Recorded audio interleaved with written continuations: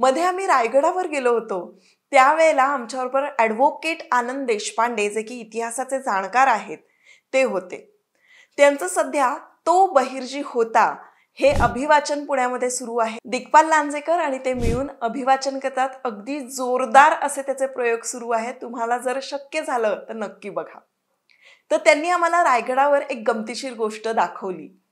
तिथे एक जागा आहे, त्या जागेवर गावातले सगळे लोक त्यांच्याकडे असलेलं तूप तिथे येऊन टाकायचे. त्या सगळ्या तुपाचा साठा तिथे व्हायचा आणि मग महिनोन्महिने वर्षानुवर्ष ते तूप तिथे राहिल्यानंतर सडायचं आणि त्या तुपाचा वापर मावळ्यांच्या जखमेसाठी केला जायचा.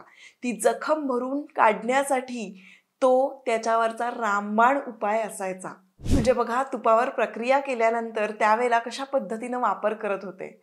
असंच आयुर्वेदामध्ये सुद्धा तुपावर जर वेगवेगळ्या प्रकारे प्रक्रिया केली तर त्याचे कसे वापर होऊ शकतात, त्यातलीच एक गंमत आज तुम्हाला सांगणार आहे आणि ती रेमेडी मी तुम्हाला चक्क करून दाखवणार आहे. हे जे आयुर्वेदिक क्रीम आहे, हे क्रीम कसं बनवायचं, कधी लावायचं, कोणी कोणी लावायचं, त्याचे काय उपयोग आहेत, त्यानंतर ते कशा पद्धतीनं बनवलं तर त्याचे फायदे काय आहेत, हे सगळं सगळं सगळं या व्हिडिओमध्ये सांगणार आहे.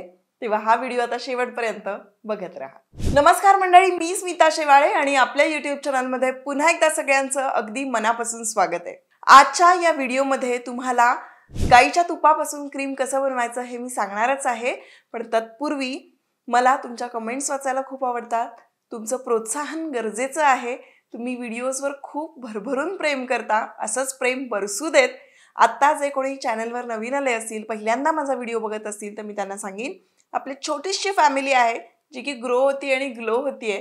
तर या फॅमिलीचा भाग व्हायचा असेल तर चॅनल आपलंच आहे, सबस्क्राईब करून टाका आणि बेल आयकॉनचं बटनही हिट करा, म्हणजे एक्झॅक्टली कुठल्या वेळेला मी व्हिडिओ अपलोड करते हे तुम्हाला कळेल. चला आजच्या विषयाला सुरुवात करू. मी जे तुम्हाला क्रीम सांगणार म्हणतीये त्याचा आयुर्वेदामध्ये खूप मोठ्या प्रमाणात उल्लेख केलेला आहे. संहिता आणि सुश्रुत संहिता नावाच्या ग्रंथामध्ये त्याचं वर्णन केलेलं आहे आणि हा सूक्ष्म शुद्धीकरणाचा विधी आहे. तसंच आयुर्वेदामध्ये सांगितलंय की हे करत असताना तांब्याचा वापर करायचा आहे, कारण त्या अल्कलायझिंगचा जो प्रभाव आहे तो त्या तुपावर होत असतो आणि सगळ्यात महत्त्वाची गोष्ट, बॅक्टेरियलला प्रतिबंध करण्यासाठी तांब हे सगळ्यात बेस्ट असतं. म्हणून बऱ्याचदा सांगतात की तांब्यातून पाणी प्यायलं पाहिजे. तसंच ह्या तांब्याच्या भांड्यातून आपल्याला हे अशा पद्धतीचं तूप घेऊन छान क्रीम बनवायचं. म्हणजे काय, तर या तांब्याच्या प्लेटमध्ये हे गाईचं तूप घेतलं जायचं आणि ते 100 वेळेला धुवून काढलं जायचं. यालाच तुपाचं शुद्धीकरण करणं असं म्हणतात. आणि मग त्यानंतर जे क्रीम फॉर्म तयार होतं, तर ते क्रीम आज मी तुम्हाला सांगणार आहे. पण यामध्ये मी आता आणखीन काही गोष्टी ॲड सुद्धा करणार आहे. तर कुठल्या गोष्टी ॲड करणार आहे आणि ते कसं करायचं आहे याची कृती समजून घ्या. इथे मी तांब्याचं ताम्हण घेतलेलं आहे. तुमच्याकडे जे कुठलं तांब्याचं ताट असेल ते तुम्ही घेऊ शकता. आता 2 चमचे आपण तूप घातलंय. आता तूप जे घालणार आहोत ते गाईचं तूपच असायला हवं. ते तूप घातल्यानंतर त्याच्यावर थोडंसं पाणी घालायचं, म्हणजे अर्धा वाटी वगैरे पाणी घातल्यानंतर ते गोल फिरवायचं. 2-3 राऊंड झाल्यानंतर ते जे उरलेलं पाणी आहे ते बाजूला काढायचं आणि परत नव्यानं दुसरं पाणी घालायचं. ही प्रोसेस खरं तर 100 वेळेला करतात, पण आपण इथे 30 ते 40 वेळेला केली तरी चालणार आहे. आणि अगदी शेवटच्या राऊंडला आपण हळद आणि चिमूटभर केसर यामध्ये टाकणार आहोत आणि परत एकदा ते छानपैकी फिरवून घेणार आहोत. आता हे झालं आपलं क्रीम. यामध्ये हळद, केसर आणि तूप हे इतकं कमालीचं मिश्रण आहे.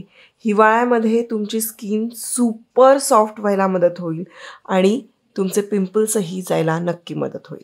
तर हे अशा पद्धतीनं क्रीम बनवायचं आहे. आता हे कधी लावायचं आणि कसं लावायचं आणि कोणी कोणी लावायचं, तर अगदी लहान बाळांपासून ते म्हाताऱ्या माणसांपर्यंत सगळेजण हे क्रीम लावू शकतात, कारण हे अतिशय उपयुक्त असं आहे. त्यानंतर ज्यांच्या चेहऱ्यावर पिंपल्स आहे, खूप कोरडेपणा आहे, अंगावर खाज येते, जळजळ होतीये, लालसरपणा आहे, तरी सुद्धा तुम्ही हे क्रीम लावू शकता. त्यांनी तुम्हाला लक्षात येईल की हे खूप इफेक्टिव्ह आहे. त्यानंतर सोरायसिस आणि एक्झिमा सारखे जे स्किन प्रॉब्लेम्स आहेत त्यासाठी सुद्धा हे क्रीम खूप चांगलं आहे. ते जर तुम्ही लावलं तर तुम्हाला लक्षात येईल की काही दिवसानंतर ती स्किन हील होतीये. तुम्हाला ओरखडे आले असतील किंवा छोटासा कट गेला असेल तर पटकन हे क्रीम लावलं तर तो कट भरून काढण्यासाठी किंवा रक्त थांबण्यासाठी सुद्धा याचा निश्चितपणे उपयोग होतो. तर अतिशय उपयुक्त असं हे क्रीम आहे. हे तुम्ही रात्रीच्या वेळेत लावू शकता. रात्रीच्या वेळेत अगदी थोडंसं बोटावर घेतलं आणि तुम्ही लावलं, थोडंसं घेतलं तरी ते खूप छानपैकी चेहऱ्यावर मस्तपैकी मुरतं. आणि छान मुरवण्यासाठी मसाज करायचा आहे. रात्री झोपला तुम्हाला सकाळी लक्षात येईल की तुमची स्किन मस्त चकाकती आहे. आणि ह्याचे किती सारे बेनिफिट्स आहेत हे तुम्ही जेव्हा वापराल तेव्हाच तुमच्या लक्षात येणार आहेत. आता ज्यांची ऑइली स्किन आहे त्या ऑइली स्किनवाल्यांनी अशा पद्धतीचं क्रीम लावायचं का, तर अजिबात लावायला हरकत नाही. तुम्ही अगदी लावू शकता. जरी तुमची ऑइली स्किन असेल तरी लक्षात घ्या, सगळ्यांनीच हे क्रीम लावण्याआधी छान चेहरा स्वच्छ पाण्याने धुवायचा आहे. तुमच्याकडे फेस वॉश आहे किंवा उटणं आहे, त्यांनी तुमचा चेहरा छानपैकी धुवून घ्यायचा आणि मग त्यानंतर हे क्रीम लावायचं आहे. पण हे क्रीम लावून तुम्ही बाहेर जाऊ नका, नाहीतर मग सगळी धूळ जी आहे ती तुमच्या चेहऱ्याला चिकटणार, कारण ते खूप जास्त ग्रीसी आहे, ऑइली आहे. पण ह्याचे बेनिफिट्स खूप आहेत. तर अशा पद्धतीनं हे क्रीम तुम्ही वापरू शकता. हा व्हिडिओ जर तुम्हाला उपयुक्त वाटला असेल, आवडला असेल तर मला तसं नक्की सांगा. आणि आवडला असेल तर शेअर सुद्धा करा, अजिबात विसरू नका. चला तर मग आता भेटूया पुढच्या व्हिडिओमध्ये.